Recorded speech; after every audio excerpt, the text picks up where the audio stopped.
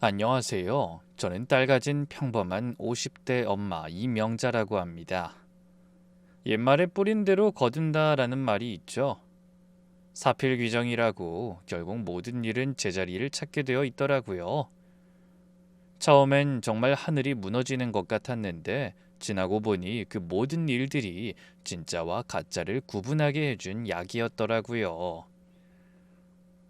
오늘 이 글을 쓰게 된 건 그때 제가 겪은 일이 너무나 황당하고 분했지만 결국엔 속이 다 시원해지는 결말을 맞았기 때문이에요. 혹시 저처럼 억울한 일을 당하고 계신 분들이 있다면 조금이나마 위로가 됐으면 하는 마음에 용기 내어 적어봅니다. 자, 그럼 제 이야기를 시작해 볼게요. 저는 예전엔 작은 꽃집을 20년 정도 운영했었는데 첫 남편이 병으로 세상을 떠나면서 가게를 정리했습니다. 병 간호하랴 장례 치르랴 정신없이 몇 년을 보내다 보니 가게까지 신경 쓸 여력이 없었거든요. 새벽같이 꽃시장 다니고 배달하고 손님 응대하고 그러면서 병원까지 오가는 게 체력적으로 도저히 감당이 안 됐어요. 딸애가 대학을 졸업하고 나서부터는 큰돈 들 일이 딸 결혼식밖에 없어서 일을 그만두고 가게를 정리한 돈을 모아뒀습니다. 지금은 전업주부로 지내고 있긴 한데 가끔 친구가 운영하는 플라워 카페에서 원데이 클래스 강사로 소일거리를 하고 있습니다. 그렇게 용돈벌이도 하고 내심 제가 계속 해왔던 일을 할 수 있다는 게 큰 장점이죠. 꽃 다루는 게 제가 할 줄 아는 유일한 거라서 수강생 분들 가르치면서 소소하게 보람을 느끼며 살고 있었죠. 수강생분들이 제가 만든 꽃다발 보고 예쁘다고 할 때면 그렇게 뿌듯할 수가 없어요. 그러다가 8년 전에 지금 남편을 만나서 재혼했어요. 정확히 말하면 혼인신고는 안 하고 사실혼 관계로 지내고 있습니다. 남편은 혼인신고를 하고 법적으로 부부가 되고 싶어 하는데 저는 다른 사람의 시선이 부담스러웠거든요. 돈 많은 남자 만나서 팔자 피려는 여자처럼 보이는 게 싫었어요. 그래서 혼인신고를 안 했죠. 그런 여자로 비춰지는 게 싫었으니까요. 언제든 헤어지면 남이 될 수 있는 사이여야 다른 사람들이 그렇게 보지 않을 거라고 믿었거든요. 그땐 몰랐거든요. 그런 생각을 하는 사람은 결혼을 하든 안 하든 절 그런 식으로 볼 거라는 걸요. 남편은 부동산 임대업을 해요. 건물을 몇 채 가지고 있어서 거기서 나오는 월세로 생활하는데 워낙 수수하게 다니셔서 돈 좀 있는 사람으로는 안 보여요. 티내는 걸 싫어하거든요. 처음 만났을 때도 그냥 동네 아저씨 같았어요. 편한 점퍼에 운동화 신고 다니고 밥도 분식집에서 김밥이랑 라면 먹고 저도 첫 남편 사망보험금이 있고 딸은 일하면서 본인이 벌어 살고 있는 데다가 지금 남편이 생활비도 넉넉히 줘서 부족함 없이 살고 있어요. 아니 뭐 대단한 부자는 아니지만 먹고 사는데 걱정 없는 정도랄까요? 명품 같은 거 안 사고 그냥 편하게 살면 넉넉히 살 수 있을 정도죠. 제 딸 수연이는 올해 32살이에요. 병원에서 일하고 있습니다. 어릴 때부터 공부를 곧잘 해서 의대 갔고 지금은 환자들한테 평판도 좋아요. 제 자랑 같지만 정말 속 안 썩이고 알아서 큰 효녀입니다. 아빠도 없이 엄마는 돈 버느라 바빠서 오랫동안 함께 있어주지도 못했는데 언제나 엄마 걱정부터 하는 아이거든요. 힘들게 키웠는데 그래도 이렇게 훌륭하게 자라줘서 얼마나 고마운지 몰라요. 그런 딸이 3년 전부터 사귀던 남자가 있다고 하더군요. 같은 의대에 다닌다고 하던데 외과 쪽에서 일하고 있다고 했습니다. 딸이 처음에 집에 데려왔을 때 보니까 인상은 괜찮아 보였어요. 키도 크고 말도 잘하고 예의 바른 것 같았고요. 솔직히 제 딸이 무슨 직업이었든지 간에 의대 나온 사위라는 건 딸 가진 모든 엄마들의 희망사항 같은 거잖아요. 원하지만 모두가 가질 수 없는 그런 거. 그래서 저도 조금은 속물처럼 딸과 그 남자가 잘 되길 내심 바라고 있었죠. 그러던 어느 날 딸한테 전화가 왔습니다. 들뜬 목소리로 제게 말을 걸어왔죠. 엄마, 나 할 말 있어. 응, 뭔데? 무슨 일이야? 재민 오빠랑 결혼 얘기 나왔어. 이제 슬슬 상견례 날을 잡아야 할 것 같아. 저는 전화기 잡은 손이 떨릴 정도로 기뻤어요.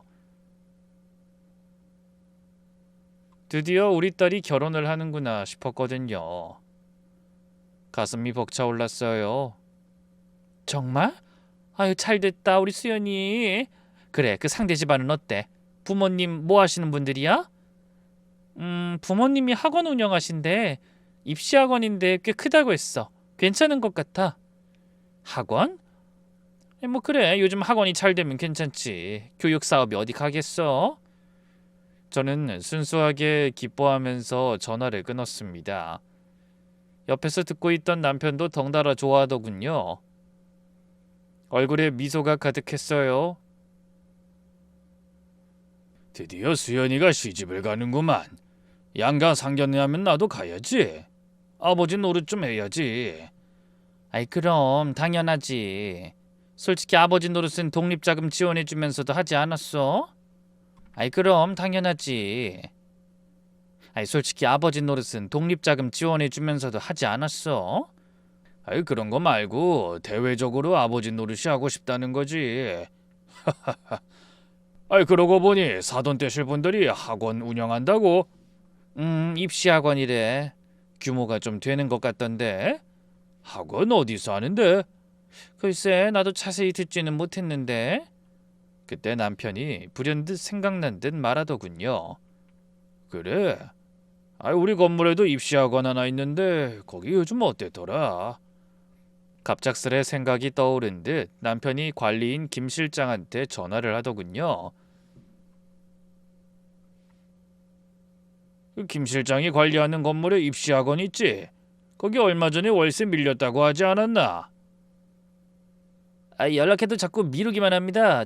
곧 내용 증명 보내야 할 것 같습니다. 남편이 한숨을 쉬며 말했어요. 알았어. 그 너무 쪼지 말고. 다들 힘든데 한 3개월 넘어서까지 개선 안 되면 슬쩍 이야기해봐. 자영업자들 요즘 많이 힘드나 봐. 남편의 말에 저는 고개를 주걱거리며 대답했습니다. 남편은 분위기를 전환하듯 제게 말했습니다. 상견례 날에 나도 양복 하나 맞춰야겠네. 그동안 입을 일이 없어서 안 해뒀는데 당신 옷도 하나 살까? 이참에 가방도 하나 사고. 아유 비싼 건 좀. 그래도 이런 날에 걸칠 거 하나 정도는 있어야 돼. 당신 가만히 보면 너무 아껴서 살려고 해. 딸 결혼할 때 상대방에게 얕보이지 않는 것도 중요한 거 알지? 그 말에 고민하던 저는 남편과 함께 백화점에 방문하기로 결정했습니다. 제가 얕보여서 딸이 얕보이는 것보다는 나을 것 같았거든요. 그런데 며칠 후 예비 사돈이라는 분한테 직접 전화가 왔어요. 목소리가 좀 날카롭다 싶었는데 그러려니 했습니다. 사람마다 말투가 다르니까요. 여보세요? 수연이 어머님이시죠? 저 황재민 엄마예요. 네 안녕하세요 사돈. 전화 주셨네요. 아이들이 결혼한다니까 우리도 얼굴 한번 봐야죠. 근데 어머니들끼리 먼저 만나요. 아버지들 끼면 분위기가 딱딱해지잖아요. 편하게 차 한잔하면서 얘기 나누면 좋겠어요. 저는 좋은 뜻으로 받아들였어요. 첫 만남이니까 부담 없이 어머니들끼리 친해지자는 거겠지 싶었거든요. 여자들끼리 얘기하면 더 솔직하게 할 수 있으니까요. 네, 좋습니다. 저도 사돈 얼굴 뵙고 싶었어요. 어디서 만날까요? 제가 장소 잡을게요. 시내 백화점 VIP 라운지 아세요? 거기가 분위기도 좋고 조용해요. 거기서 봐요. 다음 주 수요일 2시 어때요? 백화점 VIP 라운지라 뭐 좀 거창하다 싶었지만 그래도 사돈이 정한 곳이니 따르기로 했습니다. 좋은 데서 만나자는데 뭐가 나쁘겠어요. 네, 알겠습니다. 그날 뵐게요. 전화를 끊고 친구 순영이한테 얘기했더니 좀 이상하다는 거예요. 순영이가 미간을 찌푸리면서 물었어요.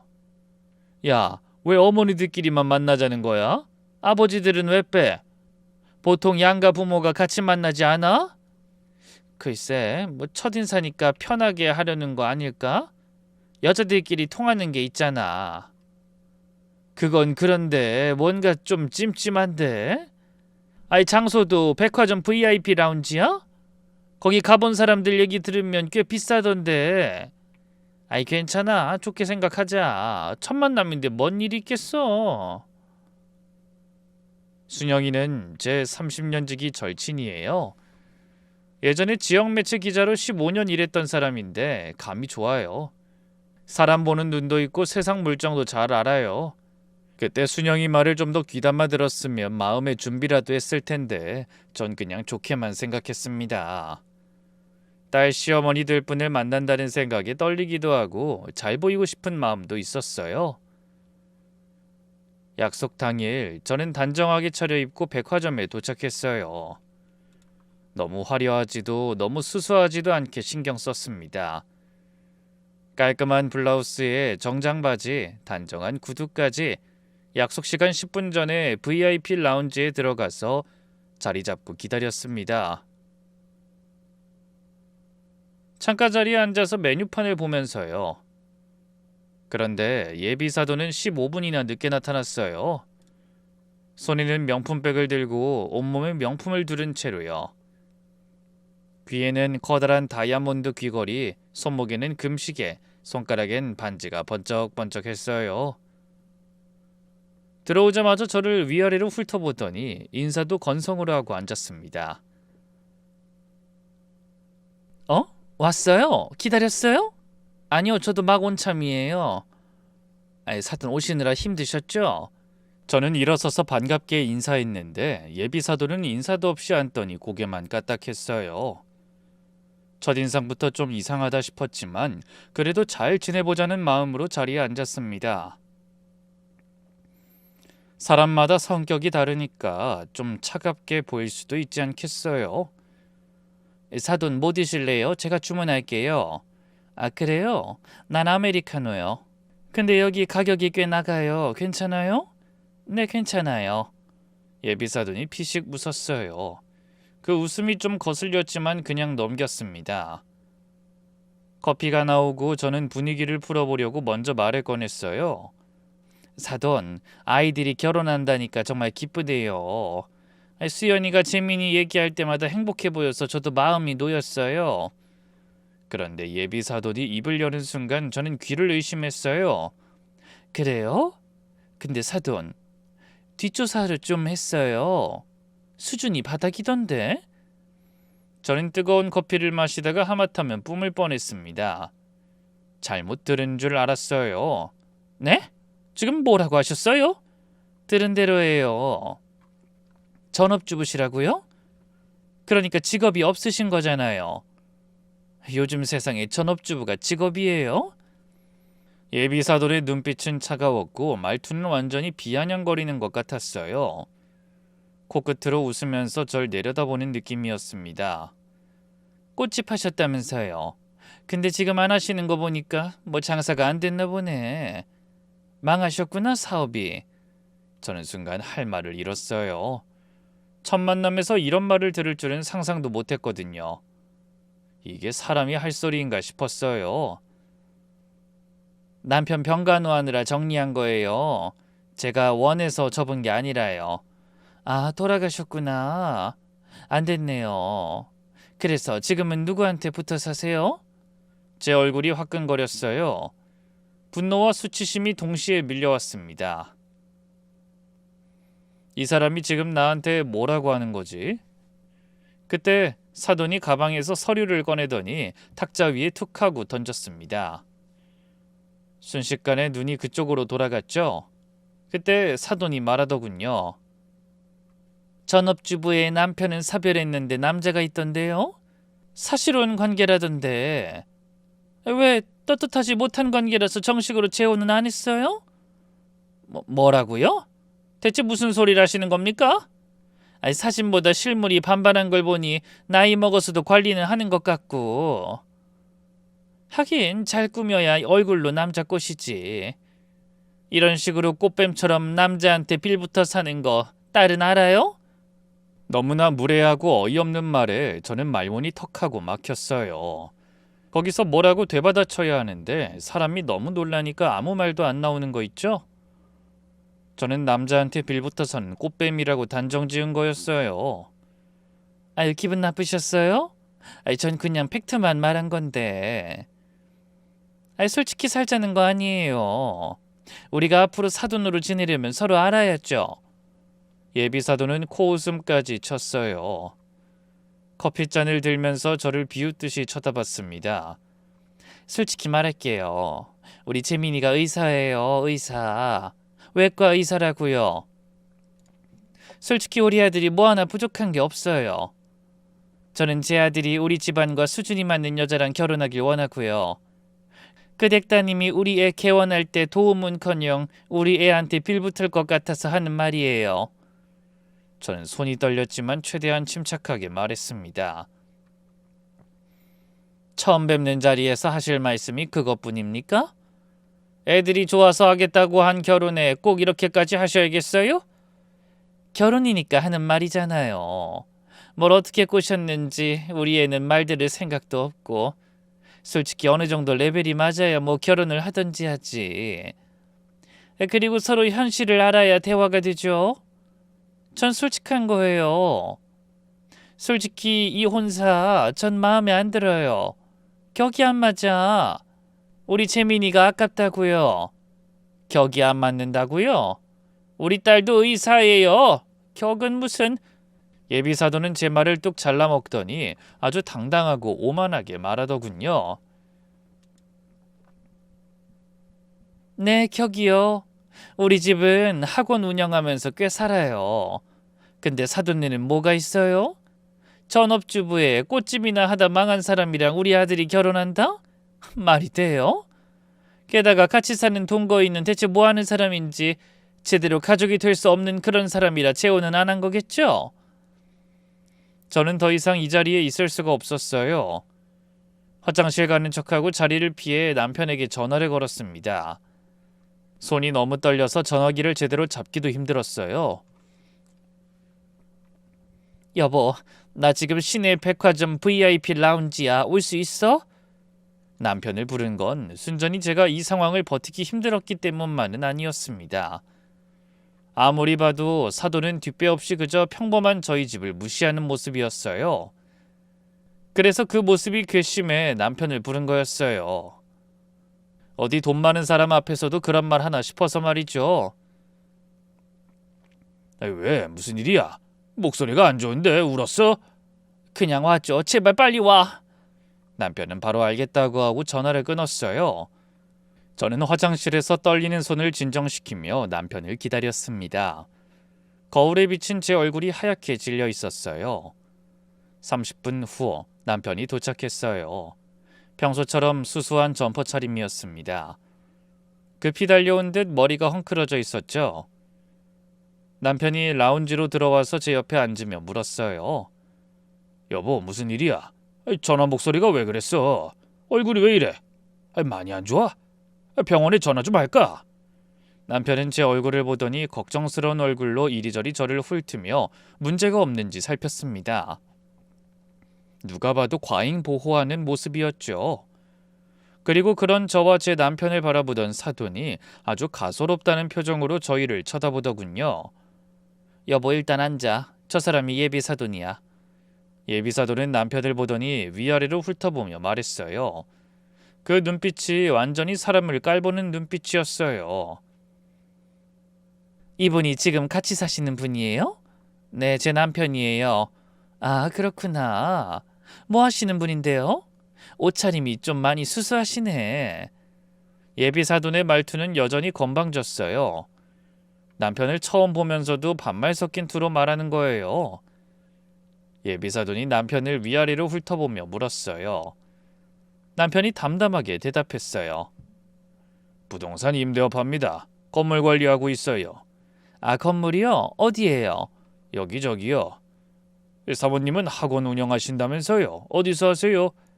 예비사돈이 으스대며 말했어요. 이 지역에서 가장 유명한 학원가 있잖아요. 저희 학원이 그 동네에서 꽤 커요. 남편의 눈빛이 바뀌었어요. 잠시 생각하더니 물었습니다. 혹시 그 건물 2층이랑 3층 쓰세요? 7층짜리 빌딩에? 예비사돈이 의아한 표정을 지었어요. 네? 어떻게 하세요? 맞아요, 거기서 해요. 남편이 주머니에서 명함을 꺼내 건넸어요. 그 건물이 제 건물이에요. 건물주가 접니다. 예비사돈이 명함을 받아들고 얼굴이 하얘졌어요. 건물주요? 그 건물이 당신 거라고요? 그 관리하는 사람은 다른 사람이던데. 아, 네, 제 거예요. 법인 명의로 되어 있어서 사모님은 모르셨나 보네요. 김 실장이 관리하거든요. 못 믿겠다는 사돈의 말에 남편이 폰으로 김 실장 번호를 찾아 보여주고는 전화를 했습니다.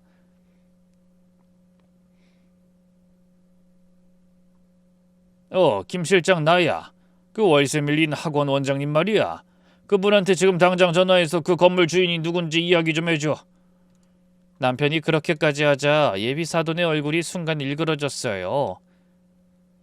설마 하던 표정은 김 실장의 전화로 완전히 무너졌고 방금 전까지 절 무시하던 그 기세가 순식간에 사그라들었습니다. 아이, 진짜 건물주가 맞으시네요. 제가 김 실장님하고만 연락해서 못 알아봤어요. 근데 월세가 좀 밀리셨던데 괜찮으세요? 걱정이 돼서요. 3개월이나 밀리셨잖아요. 예비사돈의 얼굴이 빨갛게 달아올랐어요. 그러더니 입술이 파르르 떨렸습니다. 아이, 그게 잠깐 자금 회전이 안 돼서 그런 거지 곧 낼 거예요. 다음 주에 낼게요. 아이, 그러시구나. 근데 3개월이나 밀리셨는데 이번 달까지 안 내시면 내용 증명 나갑니다. 참고하세요. 저희도 무한정 기다릴 순 없으니까요. 예비사돈은 말을 잇지 못하고 입만 벙긋거렸어요. 방금 전까지 저를 깔보던 그 당당함은 온데간데 없었습니다. 저는 속으로 쾌재를 불렀지만 겉으론 담담하게 말했습니다. 사돈, 그래서 저한테 하고 싶은 말은 뭔가요? 결혼시키기 싫다는 말인 거죠? 아니요, 그럴 리가 있겠어요. 사실 요즘 워낙 나쁜 사람들이 많아서 우리도 조사를 해본 거예요. 그리고 제가 한 말은 그냥 농담이었다고 생각하세요.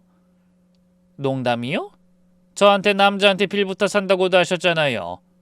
얼굴 좀 되니까 남자 꼬셔서 산다고요. 그것도 농담이에요? 그건 제가 좀 과했네요. 사돈, 진짜 농담이었어요. 남편이 차갑게 물었어요. 사모님, 우리 와이프한테 무슨 말씀하셨길래 나한테 전화했을까요? 내 아내가 우는 것 같더라고요. 제가 수연이 친아버지가 아닌 건 아시는 것 같은데 이건 모르셨나 보네요. 제가 우리 와이프랑 딸을 굉장히 아낍니다. 앞으로 무슨 일을 하든지 간에 참고하셨으면 좋겠습니다. 제 처와 딸에게 곤란한 일 생기면 제가 어떻게든 해결할 거라는 것도 잘 알아두시고요. 네. 아유, 사돈도 참 농담인데 울긴 왜 울어요? 좀 솔직하게 얘기한 것뿐인데. 솔직? 사람 첫 만남에서 수준이 바닥이라고 하는 게 솔직이에요? 예비사돈이 대답하지 못하고 고개를 숙였습니다. 그제야 상황이 어떻게 돌아가는지 파악한 거예요. 저는 자리에서 일어나며 말했어요. 오늘은 여기까지 하죠. 사돈, 다음에 볼 날이 있을까 모르겠네요. 그리고 월세는 제때 내세요. 남편과 함께 라운지를 나오는데 등 뒤에서 예비사돈이 뭐라고 중얼거리는 소리가 들렸어요. 하지만 저는 돌아보지 않았습니다. 집에 돌아오는 길에 남편이 물었어요. 여보, 그 여자가 정확히 뭐라고 했어? 처음부터 다 말해봐. 저는 있었던 일을 하나도 빠짐없이 다 말했습니다. 남편은 들으면서 얼굴이 점점 굳어졌어요. 운전대를 잡은 손에 힘이 들어가는 게 보였어요. 아이, 그런 말을 첫 만남에서 했다고? 미친 거 아니야? 아니, 사람이 어떻게 그래? 아니, 그것보다 자기가 무슨 재벌이야? 무슨 뒷조사를 해? 어이가 없어서. 나도 처음엔 귀를 의심했어. 이게 현실인가 멍해지더라고. 카메라 어딘가 숨어 있는 줄 알았다니까. 그지만 뭔가 문제가 있어. 학원 월세 3개월 연체도 그렇고 월세 낼 돈도 없으면서 허세는 왜 저렇게 부리는 거야? 남편은 이미 뭔가 감을 잡은 것 같았어요. 그날 밤 저는 잠을 설쳤습니다. 예비사돈의 말들이 계속 귓가에 맴돌았어요. 수준이 바닥, 남자한테 빌부터 사는 꽃뱀, 격이 안 맞아. 분하고 억울해서 눈물이 나왔어요. 딸에게 말할 수도 없었죠. 좋다는 아이 결혼 망치게 하려니 마음이 안 좋았거든요. 그렇지만 저런 시댁에 딸을 시집 보내야 한다는 생각을 하니 외려 다 말할까 고민도 됐어요. 그렇게 제 마음은 며칠 동안 내내 갈팡질팡이었습니다. 그렇게 싱숭생숭하게 지냈는데 예비사돈한테 전화가 왔어요. 목소리가 한껏 낮아져 있었습니다. 첫 만남 때랑은 완전히 다른 톤이었어요. 여보세요. 저기 사돈, 저 재민이 엄마예요. 네, 무슨 일이세요? 목소리가 차갑게 나왔어요. 어쩔 수 없었죠. 기분이 안 좋았으니까요. 또 무슨 소리를 할까 걱정도 됐고요. 아유, 사돈, 저번에 제가 너무 긴장했나 봐요. 원래 입이 좀 거칠어서 그래요. 제가 좀 급한 성격이라서요. 다 농담인 거 아시죠? 저는 속으로 비웃음이 나왔지만 겉으론 차갑게 대답했습니다. 네, 재밌는 농담이셨네요. 아이고, 사돈도 참 너무 마음에 담지 마세요. 우리 앞으로 잘 지내야죠. 안 그래요? 아이들 결혼하면 자주 볼 사이인데. 그거야 결혼식장 들어가 봐야 하는 거죠. 지금 시점에는 아무것도 확정된 게 없잖아요. 아유, 무슨 그런 말씀을. 애들이 좋으면 결혼하는 거죠. 그리고 사돈, 저번에 월세 얘기 나왔잖아요. 그거 좀만 봐주세요. 요즘 학원이 좀 힘들어서 그래요. 다음 달에 확실히 낼게요. 그건 저한테 말씀하실 게 아니라 남편한테 하세요. 남편이 주인인데 왜 저한테 말씀하세요? 그때 보니까 엄청 사이가 좋아 보이셔서요. 사돈이 말씀드리면 그분도 흔쾌히 좀 밀어주실 것 같은데. 저는 사돈을 향해 앙금이 남아 일부러 말했습니다. 제가 빌부터 사느라 그게 될까 모르겠네요. 말씀하고 싶으면 직접 말씀하세요. 차갑게 전화를 끊고 남편에게 말했어요. 저 인간들 너무 뻔뻔한 거 아니야? 아니, 사람이 어떻게 저렇게 갑자기 태도를 바꿔? 아니, 수준이 안 맞아서 싫다느니 어쩌느니 할 땐 언제고 이제 와서 다른 말인지. 결혼을 무릴 생각은 없다는 거겠지. 근데 김 실장한테 물어보니까 그 학원 상태가 안 좋대. 학생들도 많이 빠지고 강사들한테 월급도 밀린다더라. 그 이야기를 들은 저는 고민하지 않고 행동하기로 했습니다. 딸애가 좋아하니까 내가 불쾌하더라도 결혼은 시켜야 한다는 그런 낙천적인 생각을 버리기로 했어요. 아무리 생각해도 딸이 결혼해서 좋을 것 하나 없을 것으로 보였거든요. 그렇다고 저 혼자 생각으로 딸의 사랑을 꺾어버릴 수는 없었기에 저도 사돈처럼 뒷조사를 한번 해보기로 했습니다. 탐정사무소를 찾으려다가 여기저기 소문이라도 나면 어쩔까 싶어 친구 순영이를 찾아갔습니다. 순영아, 정말 미안한데 나 부탁 하나 해도 돼? 뭔데? 무슨 일이야? 얼굴이 안 좋아 보여. 그 예비사돈 있잖아. 좀 알아봐 줄 수 있어? 뭔가 이상하거든. 저는 친구에게 제가 당한 일을 모조리 말해줬습니다. 친구는 제 이야기를 끝까지 듣더니 얼굴이 빨개졌어요. 뭐? 첫 만남에서 그런 말을 해? 진짜 미친 거 아니야? 인간 말종 아니야? 아니, 낮술을 처먹은 것도 아닌데 어떻게 대낮에 그런 정신나간 소리를 사람 면전에 대고 짓거려? 그러니까 뭔가 이상하잖아. 이유 없이 저러진 않을 것 같아서. 뒷조사까지 했다는데 그것도 좀 무섭고. 알겠어, 내가 좀 알아볼게. 기자 때 쓰던 방법 있어. 걱정 마, 내가 파헤쳐 줄게. 순영이는 그때부터 예비사돈 집안을 조사하기 시작했어요. 순영이가 기자 출신이라 이런 건 잘했거든요. 그로부터 며칠 후 친구가 연락해 왔습니다. 목소리가 급했어요. 명자야, 너 꼭 봐야 할 게 몇 개 있어. 내가 이것저것 수소문해서 찾아봤는데 완전 골 때린다. 일단 카페 앞으로 와. 카페에서 만난 친구가 보여준 건 커뮤니티 글들이었어요. 제목만 봐도 심상치 않았습니다. 그 학원 절대 보내지 마세요. 환불 안 해줘서 소비자원에 신고했어요. 원장이 학부모한테 막말해서 애 뺐습니다. 애 성적이 더 떨어졌다니 부모 유전자 때문이라며 막말을 하더라고요. 성적 조작 의혹 있어요. 조심하세요. 모의고사 점수 뻥튀기 한대요. 강사들 월급 밀린다고 수업 중에 얘기하더라고요. 곧 망할 것 같아요. 스크랩된 그 기사를 보고 저는 눈이 휘둥그레졌어요. 이게 다 사실이야? 더 있어. 이건 몇 년 전 지역신문 기사야. 친구가 보여준 기사 제목은 유명 입시학원 원장 학부모와 금전 분쟁으로 고소당해 였어요. 합의로 취하됐대. 돈 주고 막은 거지. 세상에. 그리고 기자 때 후배한테 물어봤는데 그 학원 요즘 학생 많이 빠져서 힘들다더라. 월세도 못 내는 상황인 거야. 겉으론 잘 사는 척하는데 속은 완전 곪은 거지. 저는 한숨이 나왔어요. 예비사돈이 저한테 그렇게 기싸움을 걸어온 이유를 모르겠더군요. 아니, 어렴풋이 짐작하자면 자기들 상황이 안 좋으니 그 상황을 해결할 수 있는 사돈을 원했던 것 같더라고요.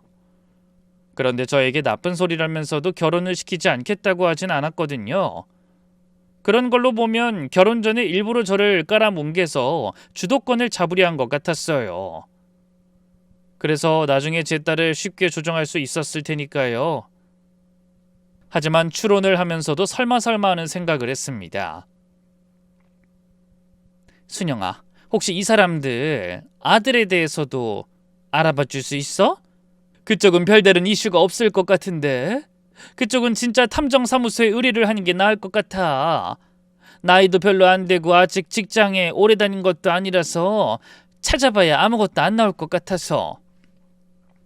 친구의 말을 들으며 그럴 수도 있다고 생각해서 예비사위에 대한 조사는 탐정사무소에 맡기기로 했습니다. 그런데 그날 저녁 딸 수연이한테 전화가 왔어요. 목소리는 평소와 달리 잔뜩 가라앉아 있었고요. 엄마, 나 엄마한테 상담할 일이 있는데 통화 괜찮아요? 뭐가? 무슨 일 있어? 결혼을 지금 앞두고 있는데 갑자기 개원 얘기를 엄청 해. 결혼하면 같이 병원 열자고. 결혼 이야기보다 개원 이야기를 더 많이 해. 개원? 갑자기? 경력을 더 쌓아야 하지 않나? 내 생각엔 대학병원에서 다양한 케이스 접해보고 결혼 후에 개원하면 좋을 것 같은데 재민 씨는 안 그런가 봐.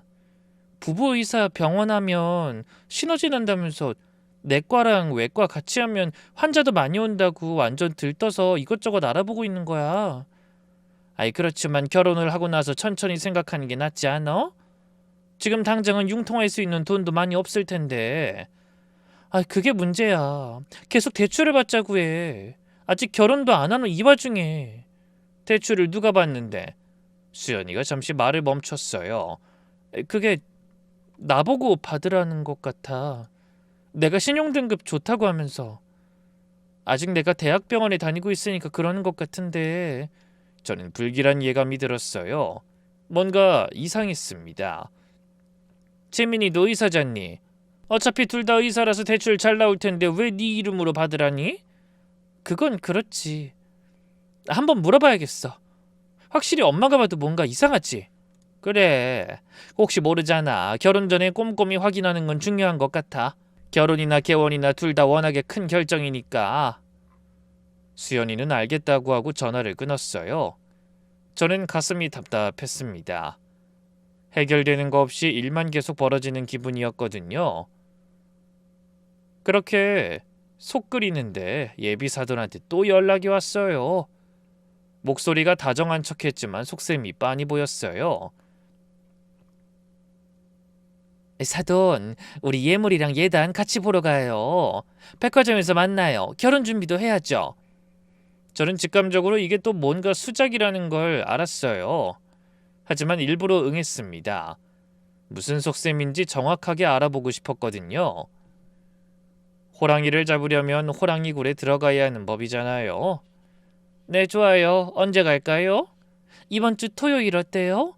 오후 2시쯤 백화점 1층에서 봐요. 알겠습니다. 약속 당일, 전 일부러 수수하게 차려입고 갔어요. 청바지에 깔끔한 니트, 편한 신발. 예비사도는 역시나 명품으로 도배하고 나타났습니다. 머리부터 발끝까지 번쩍번쩍했어요. 사도는 과도하게 제게 아는 척하며 붙어오더군요. 어머, 사돈 오셨어요? 어쩜 패션의 완성은 얼굴이라더니 뭘 입어도 태가 다르네요. 네, 안녕하세요. 그 사돈께서는 머리부터 발끝까지 번쩍번쩍하네요. 얼굴이 완성이 안 돼서 그렇게 화려하게 입고 다니나요? 제 말에 한 대 맞은 듯 얼굴을 찡그리더니 그러더군요. 전 백화점 가면 좀 차려입어야 대접받거든요. 뭐 사돈은 그런 거 모르시겠지만. 역시나 비꼬는 거였어요. 저는 속으로 두고 보자 생각하면서 따라갔습니다. 예비사도는 저를 명품 시계 매장으로 끌고 갔어요. 그러더니 제일 비싼 걸 가리키며 말했습니다. 사돈, 이 정도는 해줘야 우리 재민이 체면이 서죠. 의사 사위한테 싸구려 줄 생각은 아니죠? 이게 얼마짜리게요? 직원이 대답했어요. 이 제품은 2,500만 원입니다. 어머, 2,500이면 괜찮네요, 사돈. 이 정도는 해주실 거죠? 저는 속으로 비웃으며 대답했어요. 일단 저희 딸한테 줄 가방부터 골라보세요. 그거 결제하는 거 보고 저도 시계 사드릴게요. 솔직히 시계를 사주고 싶은 마음은 눈꼽만큼도 없었습니다. 예비사도는 자신있게 제 딸에게 줄 가방을 고르더니 카드를 내밀었어요. 1,000만 원짜리 가방이었습니다. 이거 계산해 주세요. 그런데 직원이 카드를 긁고는 난처한 표정으로 카드를 되돌려주며 말했습니다. 죄송합니다, 손님. 한도 초과입니다. 예비사돈의 얼굴이 굳어졌어요. 이상하네. 이 카드 써봐요. 잔액이 부족합니다. 그럼 이거요. 이건 되겠지. 이 카드는 사용이 정지됐습니다. 3번 연속 거절이었어요. 매장 안의 시선이 예비사돈에게 쏠렸습니다. 직원들 주변 손님들까지 다 쳐다보고 있었어요. 수근수근 소리도 들렸어요. 예비사돈의 얼굴이 빨갛게 달아올랐습니다. 아이, 카드가 오늘 좀 이상하네. 나중에 다시 올게요. 네, 손님 언제든 오세요. 직원은 프로답게 미소를 지으며 이야기했지만 예비사돈은 쥐구멍이라도 찾는 표정이었습니다. 저는 담담하게 말했습니다. 제 딸에게 줄 가방을 못 사주실 거면 저도 예비사위에게 줄 시계 못 사드려요. 네, 그렇죠. 다음에 와요, 우리. 예비사돈은 아무 말도 못하고 매장을 빠져나갔어요. 저는 속으로 통쾌했지만 표정은 바꾸지 않았습니다. 허세의 민낯이 여기서 드러난 거였어요. 그리고 그날 저녁 탐정사무소에서 연락이 왔습니다. 예비사위에 대한 조사 결과를 알려주려고요. 그 예비사위인 재민씨가 각종 커뮤니티에서 개원자금 어떻게 마련하냐고 엄청 물어보고 다니는 걸 발견했습니다. 그것도 배우자 신용으로 대출 가능하냐는 글이었죠. 저는 손이 떨렸어요. 딸의 말이 사실로 떠오른 거죠. 그게 진짜예요? 네, 그 병원 동기들 사이에서는 이미 소문이 돌고 있다고 합니다. 여자친구 신용으로 개원할 거다라고 말하고 다녔다고 하더군요. 심지어 은행에 가서 의뢰인님의 따님 명의로는 직접적으로 얼마 정도 나올지 알아봤다고 하더군요. 세상에, 저는 한참 말을 잇지 못했어요. 만약 예비사위가 내 딸을 진심으로 사랑하고 있었다면 그 예의 없고 안아 모이는 시댁 식구들 사이에서 우리 딸을 지켜줄 수 있다면 결혼을 시키는 것도 나쁘지 않다고 생각했거든요. 그런데 제 생각이 와르르 무너져 버렸죠. 그놈은 내 딸을 진심으로 사랑한 게 아니라 돈줄로 본 거였습니다. 3년을 사귀면서 그런 계산을 하고 있었다니. 게다가 더 가관인 일도 있었습니다만 무슨 일이죠? 수연이가 대학병원 다니니까 신용이 좋아. 내 이름으로 안 되는 것도 수연이 이름으로 하면 다 되더라고. 결혼하면 다 내 거지 뭐. 이렇게 말했다고 하더군요. 저는 눈물이 났어요. 분노와 배신감이 동시에 밀려왔습니다. 그와 함께 강한 의문이 올라왔죠. 자기 이름으로는 안 된다니. 똑같이 의사인데 사업자금 대출이 안 된다는 건 뭔가 문제가 있다는 뜻이었잖아요. 그래서 소장님에게 그 부분에 대해 좀 더 자세히 조사를 해달라고 부탁드렸어요. 그리고 저는 고민 끝에 수연이를 집으로 불렀어요. 더 이상 숨길 수가 없었습니다. 엄마 무슨 일이야? 급하다면서 표정이 왜 그래? 저는 조심스럽게 물었습니다. 수연아, 재민이가 개원 얘기 많이 해? 요즘 맨날 그 얘기야. 같이 병원 열자고.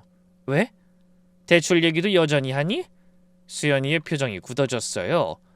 엄마 왜 뭔가 알아? 뭔가 있는 거지? 저는 탐정사무소에서 알아본 정보를 조심스럽게 말해줬어요. 처음에 수연이는 믿지 않으려고 했습니다. 그건 오해일 수도 있잖아. 재민이가 그럴 리 없어. 3년을 사귀었는데 그냥 현실적인 거겠지. 그래, 오해일 수도 있어. 그러니까 확인해보자. 직접 확인하면 되잖아. 확인? 재민이한테 직접 물어봐.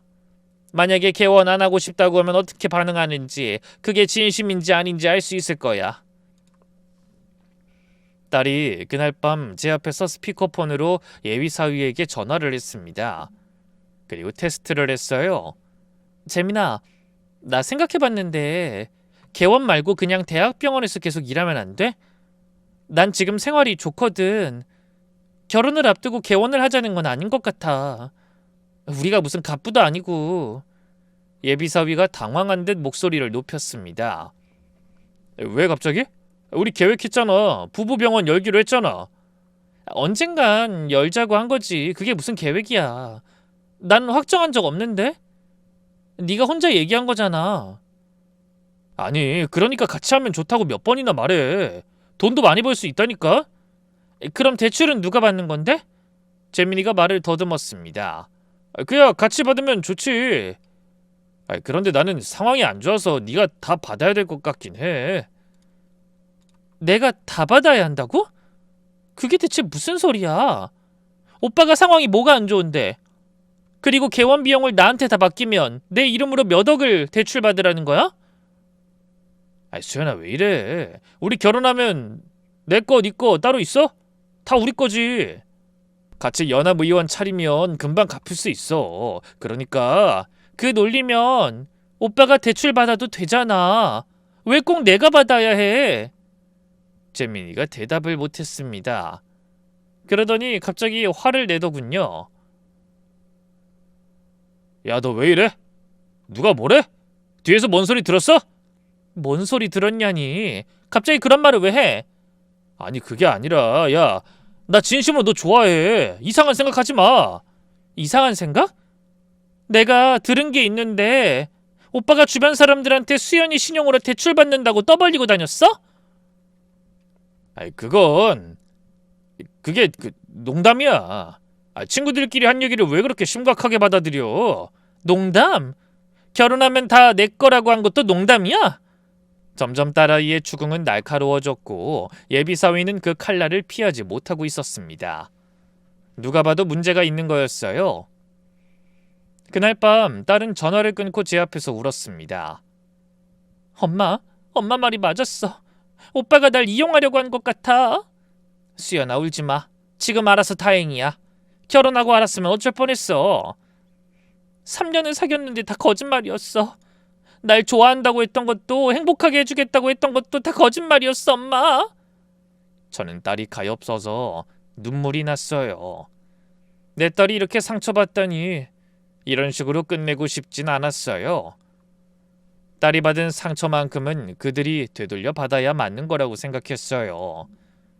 저는 남편과 상의했습니다. 여보, 양가 상견례 하자고 해야겠어. 거기서 정리하자. 어떻게 할 건데? 희망고문. 다 해줄 것처럼 굴다가 마지막에 거절하면 그 괴로움이 더 크지 않을까?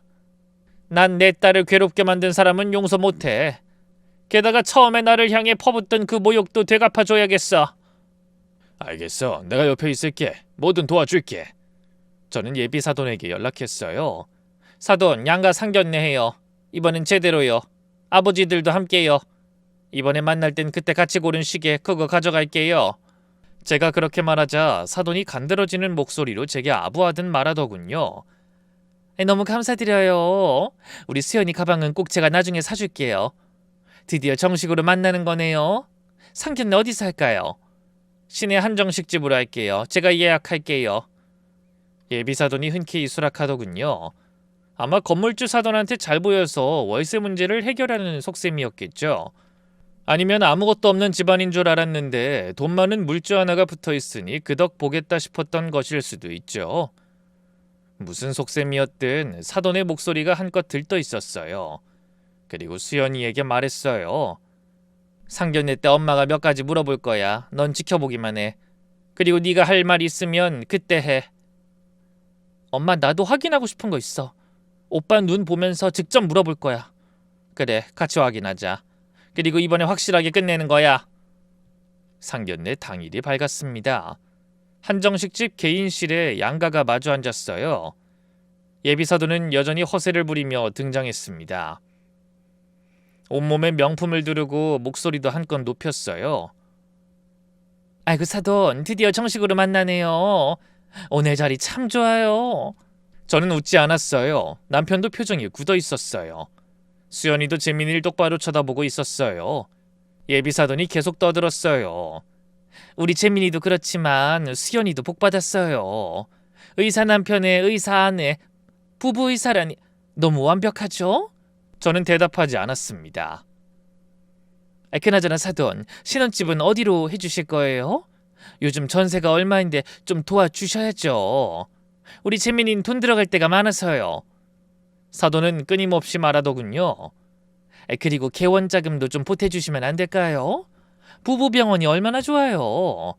수연 씨 실력이면 금방 대박 나겠네요. 우리 재민이가 경영하고 수연 씨가 진료하고 병원은 친정아버지가 봐주시면 되겠네요. 저는 아무 말 없이 사위에게 주겠다고 약속한 시계를 꺼냈습니다.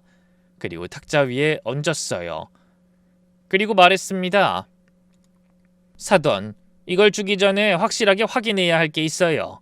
네? 뭘요? 무슨 확인이요? 확인 다 된 거 아닌가요? 저는 예비사위를 똑바로 쳐다보며 물었어요. 예비사위는 시기에서 눈을 떼지 못한 채 침을 꿀꺽 삼키더군요. 자네 개원 계획이 있다면서? 네, 수연이랑 같이 하려고요. 부부병원이요. 지금은 어떻게 마련할 생각이야? 예비사위가 당황했어요. 눈이 흔들리는 게 보였습니다. 그건 대출 받아서요. 원래 다들 그렇게 하잖아요. 누구 명의로? 예비사위가 말을 잇지 못했습니다. 입만 벙긋거렸어요. 수연이가 직접 나섰어요. 목소리가 떨리지만 단호했습니다.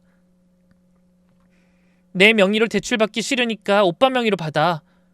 대출금 절반은 내가 오빠한테 꼬박꼬박 줄 테니까. 수연아, 그건 내가 대출을 받을 수 있는 상황이 아니라서. 말이 이상하네?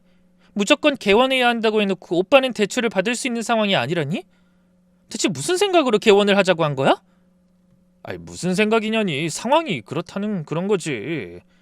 그때 제 핸드폰으로 탐정사무소 소장이 녹음 파일을 하나 보냈더군요. 전 그걸 크게 모든 사람이 듣도록 들려줬습니다. 아, 재민이요? 걔 유명하잖아요. 다른 사람 이용해 먹는 걸로는 걔보다 잘하는 사람 없을걸요? 의대 다닐 때도 공부 잘하는 여자 선배 꼬셔서 족보 얻어서 항상 시험 성적 관리했어요. 그러고는 합격하고 나니까 바로 그 여자 선배 버리고 다른 애로 갈아탔죠. 이번엔 또 어떤 여자 만나려나 했더니 걔더라고요. 내과 에이스. 걔 데리고 나가서 개원하면 환자가 넘쳐날 거라고 걔 명의로 개원비까지 대출받아서 자긴 편하게 일하겠다며 아주 작심을 했던데. 소장이 보내준 녹음을 듣고 놀란 건 제 딸이었습니다. 그리고 예비사위는 순간적으로 제 딸을 바라보며 애원하듯 말했습니다. 수연아, 오해하지 마. 이거는 친구들끼리 농담으로 한 말이야. 진심이 아니었어. 농담? 내 인생이 농담이야? 너 나 이용하려고 나하고 사귄 거야? 어쩐지 만날 때마다 돈, 개원, 사업 이야기밖에 안 하더니. 수연이 목소리가 커졌어요. 눈에 눈물이 고였습니다. 예비사돈이 끼어들었습니다. 목소리가 날카로웠어요. 아니 이게 다 무슨 일이에요? 상견례 자리에서 이러시면 어떡해요? 부부가 돼서 같이 대출받는 게 뭐가 문제입니까? 그리고 저건 다 소문이잖아요. 소문. 우리 아들은 절대 저럴 애가 아니에요. 남편이 차갑게 말했습니다. 소문? 그래요. 소문이라고 칩시다. 그런데 문제는요. 아직 결혼도 안 했는데 와이프 될 사람 신용으로 대출부터 생각한다는 거죠. 본인이 대출 안 받는 이유가 있습니까? 예비사돈과 예비사위가 입을 다물었어요. 남편이 이어서 말했습니다. 말해보게. 혹시 자네 이름으로 대출을 못 받는 상황이 자네 부모님이 월세를 3개월치 밀리고 있는 것과 비슷한 상황인 건가? 남편이 그렇게 이야기하자 두 사람 얼굴이 하얗게 질려버리더군요. 그때 남편이 쐐기를 박았습니다. 안 들어도 알겠네. 자네 상황이 어찌됐던 간에 사모님, 월세 3개월치 이번 달까지 안 내시면 내용 증명 나갑니다. 명도 소송 들어가야 할 수도 있으니 일단 그것부터 내고 나서 결혼이든 뭐든 생각하는 게 어떻습니까? 예비사돈의 얼굴이 벌겋게 달아올랐어요. 그게 왜 거기서 나와요? 이건 아이들 결혼 문제잖아요. 월세가 지금 무슨 상관이야? 상관이 왜 없어요? 지금 예비사위가 하는 행동이 사돈이 하는 행동과 너무 비슷해 보여서 하는 말이잖아요. 적반하장으로 나오는 거 여기 유전인 것 같은데 안 그래요? 적반하장이라니 무슨 말을 그딴 식으로 해요? 건물주라고 막말해도 됩니까? 막말은 당신이 우리 와이프한테 한 게 막말이지. 첫 만남 때 내 아내한테 뭐라고 하셨는지 벌써 잊었어. 뭘요? 내가 뭐라고 했는데요? 수준이 바닥이라고. 남자한테 빌부터 산다고 꽃뱀이라고 했어 안 했어? 예비사돈이 굳어졌습니다. 그건 그때 내가 좀... 농담이었다고? 건물주 마누라인 줄 모르고 깔아뭉개려 했던 거잖아. 여자 혼자 애 키우는 거 만만해 보이니까 기죽여서 주도권 잡으려 한 건 내가 모를 줄 알아? 남편의 말에 충격받은 건 사돈이 아니라 제 딸이었습니다. 딸은 제가 사돈에게 꽃뱀 소리 들었다는 걸 몰랐거든요. 엄마, 이게 다 무슨 소리야? 꽃뱀? 아줌마가 뭔데 우리 엄마 인생을 판단해요? 미친 거 아니야? 사람한테 뭐? 흥분하며 사돈에게 달려들려는 수연이를 재민이가 말렸습니다. 급해진 표정이었어요. 수연아, 내 말 들어. 난 진심으로 너 좋아해. 이건 다 오해야. 부모님 일이랑 나랑은 상관없어. 엄마가 저런 짓 한 것도 난 맹세코 몰랐어. 수연이가 차갑게 대답했어요. 눈에서 눈물이 흘러내렸습니다. 야, 너 지금 이 꼴을 보고도 그딴 소리가 나와? 날 좋아해? 내가 빌려준 돈이랑 돈 벌어다 줄 내 실력을 좋아한 게 아니고? 그래, 100번 양보해서 내가 널 용서했다 치더라도 니네 엄만 용서 못해. 알아들어? 니네 엄마 때문에 난 너하고 결혼 안 할 거야. 개원, 결혼, 꿈도 꾸지 마, 이 나쁜 새끼야. 사람 이용이나 하는 사이코패스 같은 놈. 딸은 손에 끼고 있던 약혼 반지를 빼서 테이블에 내려놨어요. 탁 소리가 났습니다. 끝이야. 2번 다시 나한테 연락하지 마. 난 우리 엄마 욕하는 인간들하고는 상종 못해. 예비사돈이 갑자기 저한테 달려들었어요. 그리고는 제가 거두려던 시계 상자 위에 손을 턱하니 얹더니 소리쳤습니다. 사돈 제발, 우리 채민이가 잘못한 거 있으면 제가 대신 사과할게요. 이 결혼 깨지면 우리 집은 끝이에요. 저는 그 손 아래에 있던 시계 상자를 힘껏 빼냈습니다.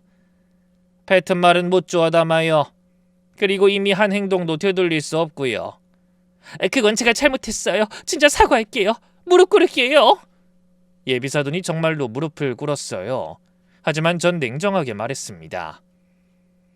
저는 우리 딸 데려가다 돈 빌리고 이용이나 해먹으려는 남자한텐 시집 안 보낼 거예요. 그건 재민이가 혼자 한 생각이에요. 전 몰랐어요. 재민이가 소리쳤어요. 엄마, 나한테 떠넘기지 마. 엄마가 시킨 거잖아. 수연이네 돈 끌어오라고 한 게 누군데?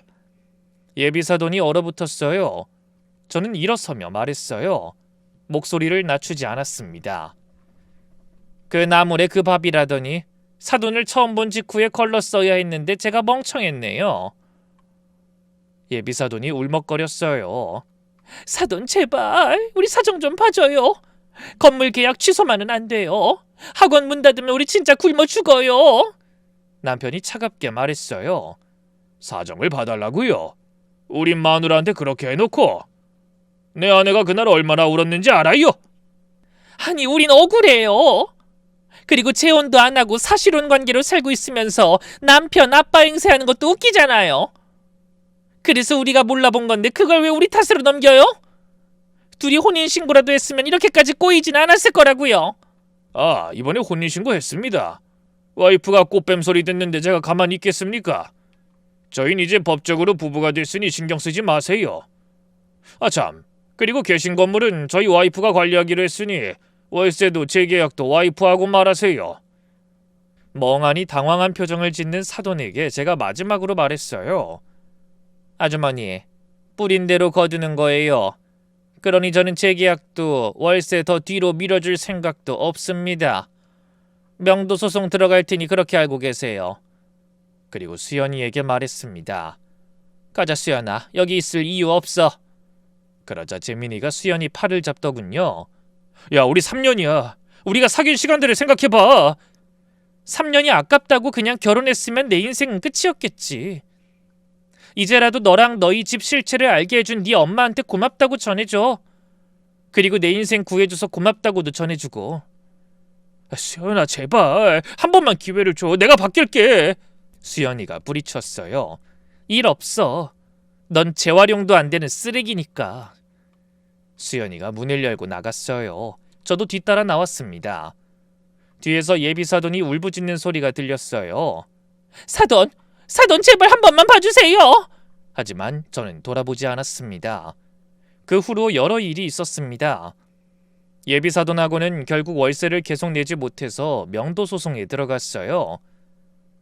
6개월간의 법적 절차 끝에 퇴거당했습니다. 결국 학원은 완전히 문을 닫았어요. 재민이는 소문이 퍼져 입지가 좁아졌어요. 여자친구 신용으로 대출받으려 했다는 소문이 퍼진 거죠. 결국 원하던 대학병원 취업에 실패하고 지방 소도시 병원으로 갔다는 얘기를 들었어요.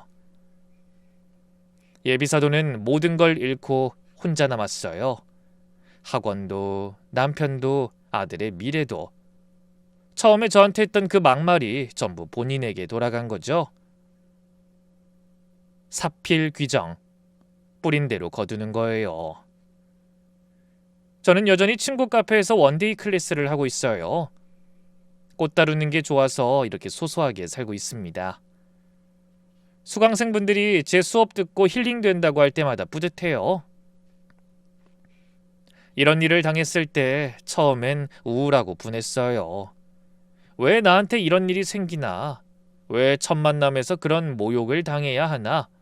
하지만 돌이켜보니 그 일이 없었으면 진실을 몰랐을 거예요. 내 딸이 어떤 사람에게 이용당할 뻔했는지, 그 집안이 어떤 속셈이었는지 결국 모든 일은 제자리를 찾았습니다. 허세와 거짓은 무너지고 진심과 정직은 남았어요. 결국 진실은 밝혀지니까요. 긴 글 읽어주셔서 감사합니다.